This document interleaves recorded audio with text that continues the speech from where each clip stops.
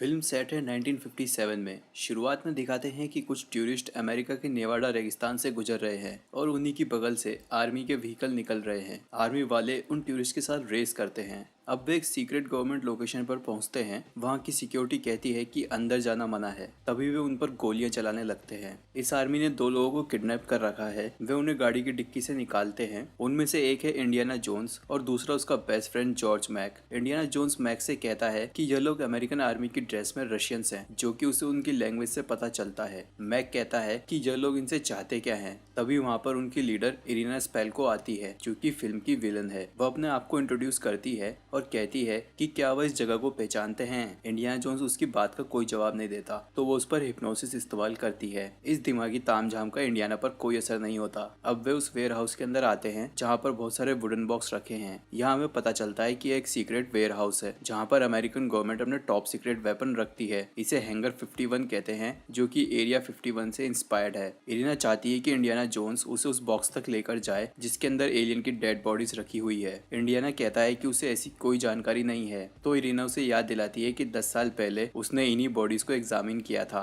Irina का इशारा Roswell incident से है, जिसमें एक एलियन शिप रेगिस्तान में क्रैश किया था और उसमें से गवर्नमेंट को बहुत सारी एलियन बॉडीज मिली थी। इंडियाना जोन्स उस टीम का हिस्सा था जिन्होंने उस शिप की जांच की थी। जोन्स कहता है कि उसे एलियन के बारे में नहीं पता, पर यह जरूर पता है कि बॉक्स को कैसे ढूंढना है। अब जोन्स उनसे बंदूकों की गोलियां मांगता है, तो वह लोग उस पर हंसने लगते हैं। वह उन्हें समझाता है कि यह बॉक्स ऐसे मेटल से बना है जो हाईली मैग्नेटिक है और वह मेटल बुलेट के गन पाउडर से अट्रैक्ट होगा। इंडियाना जोन्स हवा में गन पाउडर को उछालता है और उसका पीछा कर बॉक्स तक पहुंचता है। जब वे बॉक्स को खोलते हैं तो उस पर रोजवेल न्यू मैक्सिको लिखा होता है। इरिना चाकू से उस एलियन बॉडी की सील खोलती है तो उससे एक हाथ बाहर निकलता है। जैसा कि सबका ध्यान उस एलियन पर होता है, इंडियाना जोन्स बगल में खड़े सोल्जर से बंदूक छीन लेता है। जोन्स इरिना को मारने की धमकी देता है, पर यहाँ मैक उसे धोखा देता है। मैक का कहना है कि वह खाली हाथ घर नहीं जा सकता, उसे भी खजाने की तलाश है। वो लोग उसको बंदूक फेंकने को कहते हैं, पर जोन्स बंदूक को ऑटोमेटिक मोड पर फेंकता है, जिससे गोलियां अपने आप चलने लगती है। सभी लोग सरप्राइज रह जाते हैं और जोन्स भाग निकलता है। गोलियों से बचने के लिए वह कभी जीप में कूदता है तो कभी ट्रक में। अंत में इरिना का चीफ कमांडर दोचेंको जोन्स से भिड़ जाता है। दोनों कांच तोड़ते हुए एक रॉकेट टेस्टिंग एरिया में गिर पड़ते हैं। दोचेंको के गिरने से वहां के कंट्रोल खराब हो जाते हैं और रॉकेट का काउंटडाउन चालू हो जाता है। इससे बेखबर दोनों अब भी लड़ाई करने में लगे होते हैं। उधर पीछे से बाकी सोल्जर भी आते हैं, जो रॉकेट के इग्निशन से मारे जाते हैं। वह रॉकेट व्हीकल जोन्स को काफी दूर ले आता है। जोन्स उन सबसे बचने में तो सफल रहता है, पर वह रेगिस्तान में फंसा है। अगली सुबह दूर से एक शहर दिखता है। वहां पहुंचने पर वह पाता है कि सारे लोग प्लास्टिक डमीज हैं, यहाँ तक कि टेबल पर रखे फल भी नकली हैं। तभी वह एक सायरन सुनता है, जिसके मैसेज में बोलते हैं कि यहाँ 10 सेकंड में एक न्यूक्लियर बम का टेस्ट होने वाला है। जोन्स को यहाँ रशियंस दिखते हैं। वह उनसे लिफ्ट मांगता है, पर वह रशियंस खुद ही जल्दी में होते हैं। अब जोन्स एक आखिरी उपाय सोचता है। वह एक फ्रिज में जा छुपता है जो लेड से कवर्ड है। उस पर न्यूक्लियर ब्लास्ट का कोई असर नहीं होगा। ब्लास्ट के प्रेशर से वह फ्रिज दूर जा गिरता है और वह रशियंस मारे जाते हैं। जोन्स बाहर आता है तो मशरूम क्लाउड देखता है।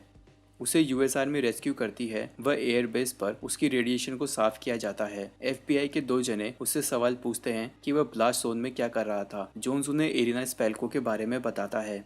जोन्स वापस अपने शहर लौटता है। वह मार्शल कॉलेज में हिस्ट्री टीचर है। कॉलेज का प्रिंसिपल चार्ल्स स्टैनफोर्ड बताता है कि जोन्स को स्कूल से निकाल दिया गया है, क्योंकि एफबीआई वाले ऑफिस की जांच करने आए थे और कॉलेज अभी कोई कंट्रोवर्सी नहीं चाहता। जोन्स सामान पैक कर ट्रेन से शहर छोड़ने वाला होता है कि उसे एक अनजान लड़का रोक लेता है। वह कहता है कि उसके दोस्त प्रोफेसर हेरल्ड ऑक्सली की जान खतरे में है, उसे कुछ लोगों ने किडनैप कर लिया है। अब दोनों कैफेटेरिया में आते हैं। उस लड़के का नाम मट विलियम्स है। वह अपनी और ऑक्सली की फोटो दिखाता है। इंडियाना जोन्स बताता है कि उसे ऑक्सली से मिले 20 साल हो गए। मट कहता है कि ऑक्सली ने उसकी मॉम की मदद की थी जब उसके डैड वर्ल्ड वॉर में मारे गए थे। ऑक्सली एक ऐसे मिथिकल सिटी के पीछे था जिसका नाम है एकाटोर। एकाटोर का नाम सुनते ही जोन्स चौंक जाता है। कहा जाता है कि यह एक ऐसी सिटी थी जो पूरी गोल्ड से बनी थी। इसे बनाने वाले जीव बहुत एडवांस थे। यहाँ पर क्रिस्टल स्कल रखे थे जो 1546 में चोरी हो गए थे और इसे लौटाने वाले को भगवान जैसी ताकत दी जाएगी। मट कहता है कि 6 महीने पहले ऑक्सली ने शहर खोज निकाला था और तभी से वह लापता है, और जब उसकी मॉम ऑक्सली को ढूंढने के लिए गई तो वह भी लापता हो गई। उसकी मॉम, जिनका नाम मैरी है, उन्होंने एक लेटर भेजा था जिसमें इंडियाना जोन्स का जिक्र था कि वह उसकी मदद करेगा। तभी कन्वर्सेशन के दौरान दो रशियन एजेंट आ जाते हैं जो उनका पीछा कर रहे थे। जोन्स और मट वहाँ ब्रॉल कराकर बच निकलते हैं। वे लोग पूरे कॉलेज कैंपस में मंडराते हैं। तभी इंडियाना जोन्स उनसे चलती कार में फाइट करता है। पुलिस के आने पर वो रशियन एजेंट भाग जाते हैं। वहीं बचने के लिए मट बाइक को लाइब्रेरी में दौड़ा देता है। जोन्स और मट उसके घर पर आते हैं। यहाँ वो पजल सॉल्व करते हैं जो लेटर में लिखी होती है। उन्हें पता चलता है कि ऑक्सली पेरू नाम की कंट्री से गायब हुआ था और वहीं पर फ्रांसिस्को दी ओरियाने की कब्र है जिसने 1546 में वह क्रिस्टल स्कल चुराए थे। दोनों पेरू तक फ्लाइट करते हैं। वे उस पागलखाने में विजिट करते हैं जहाँ ऑक्सली को आखिरी बार देखा गया था। वे ऑक्सली के रूम की सफाई करते हैं तो पाते हैं कि वहाँ फ्लोर पर अजीब मार्किंग है जो इशारा करती है कि वह कब्र यहीं पास में है। रात को दोनों कब्रिस्तान में जाते हैं। यहाँ पर उन पर आदिवासी हमला करते हैं। जोन्स उन्हें गन दिखाकर डरा देता है। वह गुफा में एंटर करते हैं। अंदर वे ओरियाना और उसके आदमियों के कंकाल पाते हैं। वहाँ उन्हें वह क्रिस्टल स्कल मिलता है जो चोरी हो गया था। जोन्स का कहना है कि यह स्कल क्वार्ट्ज से बना था जो कि आज की मशीनों से बनाना नामुमकिन है। वह स्कल लेकर बाहर आते हैं तो उन पर गन ताने खड़ा होता है मैक। वो जोन्स को वापस इरिना स्पेल्को के पास ले आता है जो अमेजन रेन फॉरेस्ट में है। इरिना जोन्स को क्रिस्टल स्कल का राज बताती है। वह कहती है कि इसको इंसानों ने नहीं बनाया है बल्कि ये एलियंस के रियल स्कल है जो हजारों साल पहले धरती पर आए थे। साबित करने के लिए वह उसे एक एलियन की बॉडी भी दिखाती है। इरिना आगे बताती है कि स्कल में कमाल की टेलीपैथिक पावर है। यह किसी के भी दिमाग पर कब्जा कर सकते हैं। इरिना का सपना है कि वह इस स्कल के जरिए रशिया को अमेरिका के खिलाफ कोल्ड वॉर जीतने में मदद करेगी। उसका मानना है कि एकाटोर में ऐसे बहुत सारे स्कल होंगे और इसी वजह से वह उसके पीछे है। इरिना जोन्स को ऑक्सली और मैरी से मिलाती है जिन्हें उसने किडनैप कर रखा था। मैरी का पूरा नाम मैरियन रेवनवुड होता है जो मट की मॉम है। इंडियाना जोन्स मैरी को बचपन से जानता था और दोनों में 20 साल पहले शादी होने वाली थी। वहीं ऑक्सली ने जब से स्कल को देखा है तब से उसकी दिमागी हालत सही नहीं है। इरिना चाहती है कि जोन्स ऑक्सली से बात करे और एकाटोर का पता लगाए। ऑक्सली पागलों की तरह अपनी उंगलियां हिला रहा होता है। तभी जोन्स उसके हाथ में पेंसिल पकड़ाता है। यह ऑटो राइटिंग होती है जिससे ऑक्सली पेपर पर एकाटोर जाने का मैप बना देता है।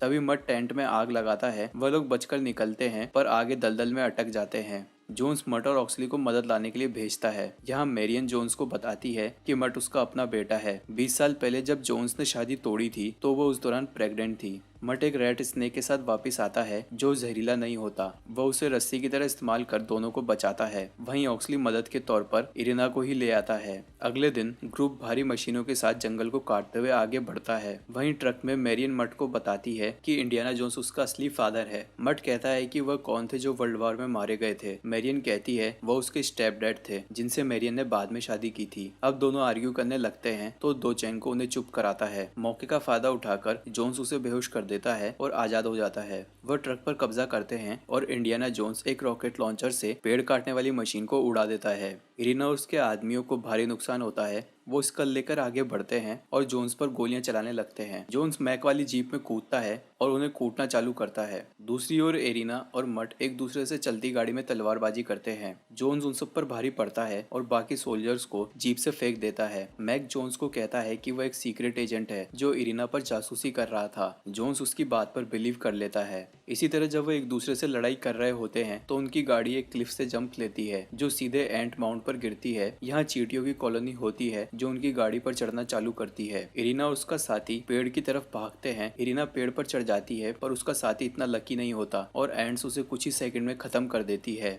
वहीं इंडियाना जोन्स और ऑक्सली रिवर की तरफ जाते हैं। इरिना का साथी दोचेंको जोन्स पर कूदता है। दोनों फाइट करते हैं। पास में खड़ा ऑक्सली स्कल की पावर से एंड्स को हटाता है। जोन्स दोचेंको को एक लकड़ी से मारता है जिससे वह बेहोश होकर गिर जाता है। उतने में ही एंड्स उसकी बॉडी में घुसना चालू करती है। वह उसे अपने माउंट में घसीट कर ले जाती है। उधर मैरियन मट और मैक को बचाने के बाद इंडियाना जोन्स को रेस्क्यू करती है। मैरियन फिर अपनी गाड़ी को पहाड़ से कुदाकर नीचे रिवर में ले आती है। इरिना उसके साथी भी रस्सियों के जरिए पहाड़ से उतरते हैं। यह रिवर एक वाटरफॉल होती है। ऑक्सली पहेलियां बुझाता है। जोन्स ट्रांसलेट करता है कि यह वाटरफॉल 3 बार नीचे गिरती है। 3 तक आते आते वे लोग बुरी तरह भीग जाते हैं और जैसे तैसे पानी से बाहर आते हैं। यहाँ पर ऑक्सली पहाड़ पर बने चेहरे की तरफ इशारा करता है जहाँ से एकाटोर जाने का रास्ता है। वे लोग गुफा में एंटर करते हैं जहाँ पर एलियंस की तस्वीरें बनी होती है। इन पेंटिंग्स में यह भी दिखाया जाता है कि एलियंस किस तरह 5000 साल पहले धरती पर आए थे और उन्होंने यहाँ के लोगों को इरिगेशन और एग्रीकल्चर के तरीके सिखाए थे। उन्हें यह भी पता चलता है कि यहाँ सिर्फ एक नहीं बल्कि 13 एलियंस हैं। तभी अचानक यहाँ के कबीले वाले उनका पीछा करने लगते होते हैं। जब कबीले वाले उन्हें घेर लेते हैं तो जोन्स ऑक्सली से पूछता है कि वह यहाँ जब पहले आया था तो इनसे कैसे बचा था। तभी ऑक्सली कबीले वालों को स्कल दिखाता है जिससे वो पीछे हट जाते हैं। उधर इरिना को दिखाते हैं जो मैक के छोटे ट्रांसमीटर से उनका पीछा कर रही थी। जोन्स और उसके साथी एक पिरामिड पर पहुंचते हैं जहां उनके लिए एक और पजल है। इस बार उन्हें पत्थरों से रेत को हटाना है जिस पर पिलर हल्का होकर नीचे धसेगा और सीढ़ियां बाहर आ जाएगी। यह पिलर पूरा सोने से बना होता है, यहाँ तक कि सीढ़ियां भी अपने आप सरकने लगती है। इन सबसे मालूम होता है कि पुराना होने के बावजूद यह स्ट्रक्चर बहुत ज्यादा एडवांस है और इसे बनाने वालों के पास किस तरह की टेक्नोलॉजी होगी। वहीं इरिना भी उस पिरामिड तक पहुंचती है और कबीले वालों को मार गिराती है। अब इंडियाना जोन्स एक टेंपल में पहुंचता है जहां बहुत सारा खजाना और आर्टिफैक्ट्स रखे हैं। जोन्स कहता है कि ये एलियंस असल में आर्कियोलॉजिस्ट थे जो ह्यूमन सिविलाइजेशन पर रिसर्च करने आए थे। उन्होंने दुनिया भर के देशों से मूर्तियां, सिक्के, बर्तन और लोहे के हथियार इकट्ठा कर रखे थे। मैक तो सोने को लूटने में बिजी होता है। वहीं जोन्स स्कल को एक गेट से टच करता है। वह गेट खुल जाता है जो उन्हें सीधे एलियंस के चेंबर में पहुंचा देता है। चेंबर पूरा सोने का है और चारों तरफ एलियंस के स्केलेटन है जो क्रिस्टल से बने हैं। वे लोग देखते हैं कि यहाँ पर केवल एक ही स्केलेटन है जिसका सिर नहीं है। ऑक्सली स्कल को रिटर्न करने वाला होता है कि वहाँ इरिना आ जाती है। वह बंदूक के जोर पर स्कल मांगती है और खुद उसे रिटर्न करती है। वहाँ खड़ा ऑक्सली स्कल की आंखों में देखता है और अचानक मायन भाषा बोलने लगता है। जोन्स ट्रांसलेट करता है कि ये एलियन शुक्रिया के तौर पर उन्हें अपनी पावर देना चाहते हैं। इरिना आगे बढ़ती है और कहती है कि वह उनकी सारी टेक्नोलॉजी के बारे में जानना चाहती है। तभी एलियंस की आंखों में से धुआं निकलने लगता है और उन सबको मालूम पड़ता है कि वहाँ कमरे के ऊपर एलियंस का स्पेसशिप है जो अपने आप चालू हो चुका है। इससे वह कमरा घूमने लगता है और इंडियाना जोन्स बाकी सबके साथ बाहर आ जाता है। इरिना के बचे हुए साथी स्पेसशिप के वैक्यूम में खींच लिए जाते हैं। एलियंस इरिना से अपनी जानकारी शेयर करते हैं पर कुछ ही देर में इरिना की आंखें भी जलने लगती है। वह एलियन अपने असली रूप में आता है और इरिना को जलाकर धूल में बदल देता है। ये पूरी जगह पानी में डूबने लगती है। जोन्स मैक को साथ चलने को कहता है किंतु मैक सोना इकट्ठा करने में इतना बिजी होता है कि इन सबका ध्यान नहीं देता और फिर मारा जाता है। जोन्स और उसके साथी वापस उस पिलर की ओर दौड़ते हैं जहां पानी के बहाव से वह ऊपर आ जाते हैं। वो देखते हैं कि वह पिरामिड पूरी तरह से डिस्ट्रॉय हो चुका है और उसकी धूल और पत्थरों के बीच से स्पेसशिप बाहर निकला है। अब तक ऑक्सली को पूरा होश आ चुका है।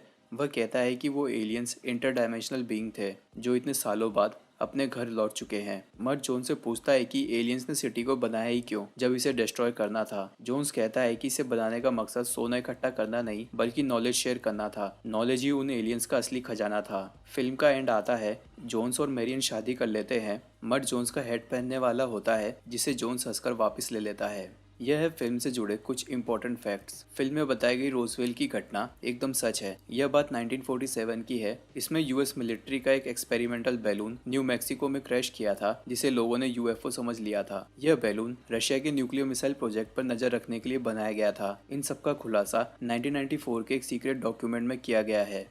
दूसरा यह कि फिल्म में बताया गया क्रिस्टल स्कल एना मिचेल के स्कल से इंस्पायर्ड है। वह ब्रिटेन की एक्सप्लोरर थी जिसने क्लेम किया था कि उन्होंने 1924 में एक क्रिस्टल स्कल को खोज निकाला है। यह उन्हें बेलीज कंट्री के एक पुराने टेम्पल के नीचे दबा मिला था जो मैक्सिको से ज्यादा दूर नहीं है। मिचेल का यह भी कहना था कि इस स्कल में जादुई ताकत है और इसे घूरने से डिप्रेशन तक खत्म हो जाता है, पर यह सब एक झूठी कहानी थी। स्कल ब्राजीलियन क्वार्ट्ज से बना था जिसे 1930 के लगभग जर्मनी में बनाया गया था। मिचेल का यह कहना कि उन्हें यह खुदाई में मिला है वह भी गलत था। उन्होंने यह स्कल 1943 में लंदन के एक आर्ट डीलर सिडनी बर्नी से खरीदा था। इसे खरीदने का जिक्र मिचेल ने खुद अपने भाई को लिखे एक लेटर में किया था।